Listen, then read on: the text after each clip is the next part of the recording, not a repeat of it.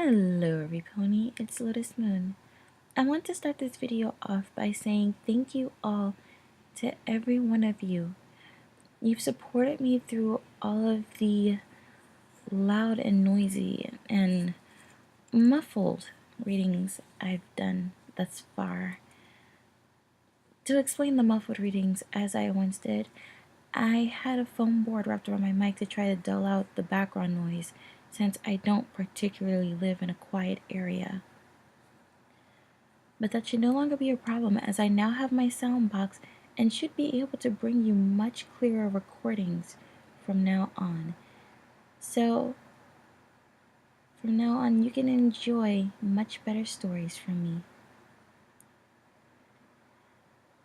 And now, to get into this reading. This is a sad reading. The title of the story is called Of Honor and Duty, and it was written by Foxy Hooves. I do hope you enjoy it, every pony. Of Honor and Duty, written by Foxy Hooves. Of Failure and Regret. Nay for valor, or thirst for blood, we serve the crown, a crushing flood, every's duty to protect each other, lest we fail and lose one another. The creed of the royal guard sang through his head as if the entire legion of Equestria's finest stood before him to remind him of his oath, to remind him of his commitment, to remind him of his failure. He had failed. He had failed miserably to protect those he cared for, the one friend he had truly ever known. And his heart and mind were taking their tolls on his defeated spirit. He sat in the darkness of the night, his back resting against stone, as he remembered everything that had happened over the past few days. He cursed the darkness as he sat there. Princess Luna had attacked her sister and started a civil war as she threatened to bathe Equestria in eternal night. Battles had been fierce, and many as Celestia's forces clashed with Luna's, or Nightmare Moon's, as she had taken to calling herself. It was during one of these battles that he had served. It was the final battle fought for the war, for Celestia, for the sun, and for every living thing that required the sun to live. Could Princess Luna not see what she was doing to those she cared about and swore to protect? He tried to fight back the memory, but to no avail, as his mind pressed on until he was too tired from crying to fight it any longer. They trusted each other enough to obey each other's orders and follow each other's suggestions rather than their own commanding officers. But occurrences such as those were far and in between. They had been the closest friends since even before joining the Royal Guard, and their bond only became stronger as they fought forward through years of punishment and duty brought on by the training academy. And a bond grew with each battlefield the pair traversed in the name of the crown, of Celestia, of the sun. Side by side, they could always be found together, whether they were resting, eating, talking, or doing battle. The pair were like brothers, albeit a different type. They shared no blood, but their duty to the crown. They knew every last detail about each other, and their bond rivaled even that of Princess Celestia's and Princess Luna's before the war. They were willing to die for each other. I got your back. he promised as the battle raged ahead. You promise? His friend teased as they shared a smile. Promise. And so, that was it. The pair rushed off into battle without the slightest concern for their own well-being in the name of the crown and their fathers before them. They cared not for themselves, but for each other. It was this way that they had survived, where their brothers and sisters of the guard did not, regrettably. Lunar stallions flanking us, his friend cried. He remembered that voice so clearly. He could never forget it. He would never allow himself to forget it. And so he turned to fight off the invaders with his friend. Let us know about the weather in Tartarus, you traitorous swine, he had screamed as he plunged his blade into the lunar stallion's neck, ending its life quickly and rather painlessly.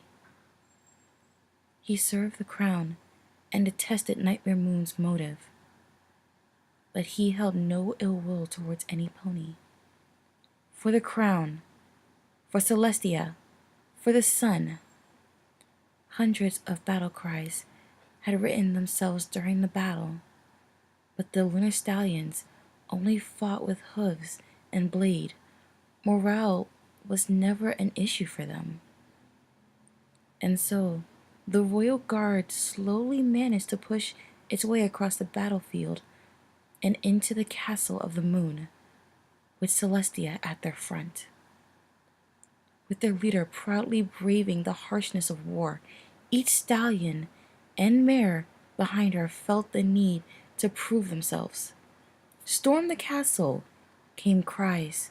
Storm the castle in the name of the princess, in the name of Celestia, in the name of the sun. And so they stormed. They stormed the castle. He remembered every detail of that beautiful castle. Such beauty and craftsmanship as the princess galloped ahead of them.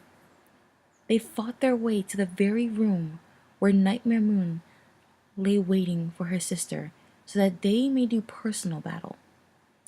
And her guards secured the area. We did it. We've won. Not yet, he replied. Not until Princess Celestia trots out of that room herself.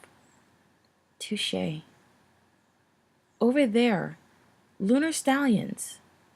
And so they braved into battle again, and again, and again, and again. It was their duty, and they completed their tasks. But the body is such a frail thing, so susceptible to wear and exhaustion. Soon, however, the last of the opposing forces had been stopped, and the battle for the throne still raged on beyond locked doors. We held them off. We did it, buddy, his friend said, and the two shared a grin. But his grin quickly faded, and his eyes widened in horror as his friend collapsed to the ground with his sword jutting from his side. The lunar stallion was brought down with such rage and bloodlust that he feared he would lose himself to the very darkness that had taken one of the princesses.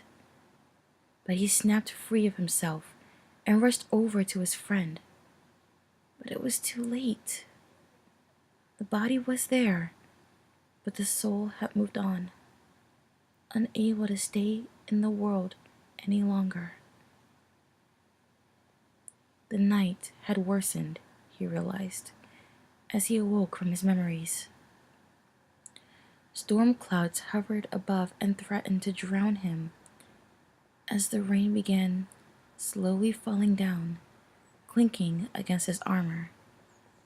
Rain poured down his face, and as he slipped into another crying fit, he rested his head against the back of the stone that marked the resting place of his friend.